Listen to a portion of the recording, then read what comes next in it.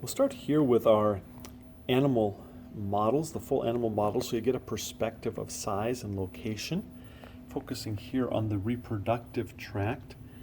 And again, as we look in here, I'll just point out that this bladder here, we can actually remove this part, and then you can see inside, that's the bladder that I'm holding here, and then that's going to then empty into the vagina and then exit the body. You can also see in here that there's it's a little hard on the cat, but this here is going to be the oviduct, and I'll take my finger out of the way so you can see it, and then it'll go back up there at the very end, and that's going to be the cat ovary.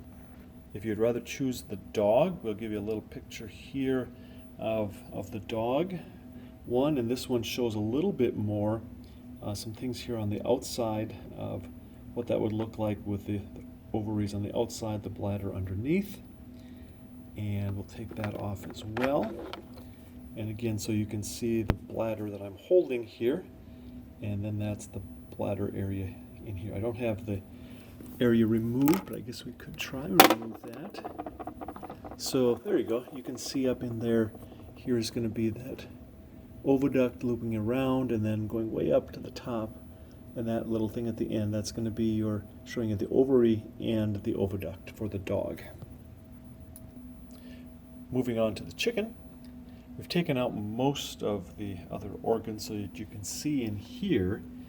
I'll just put in, here's where the egg would sit just before it's laid. So it's been through the whole tract here where all of those, where the shell is made, the uterus, going through the magnum, the isthmus. And then you can see up in this area, this is going to be all of those follicles on the ovary on the chicken.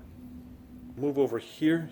Here we have our pig model. So just a perspective, we had to take out most of the digestive tract just to be able to see, but it gives us a pretty good picture in here, looking at, again, the reproductive tract and looking at the uterine horns, and then going back down in so that you can actually see the ovaries on each side.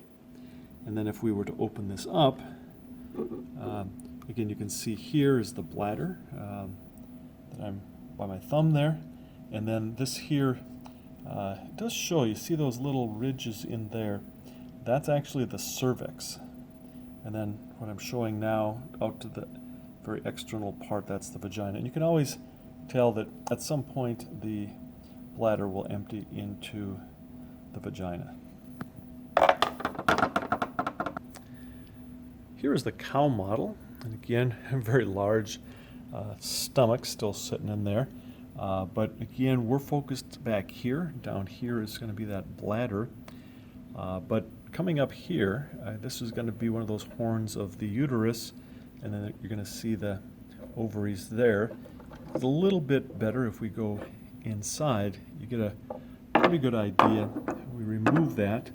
Again, always down below is going to be the bladder emptying into the vagina there.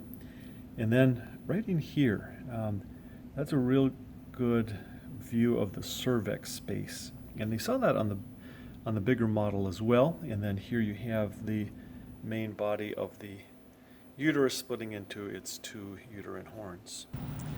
The last model here is going to be the horse. And again, lots going on in the digestive system for a future lab.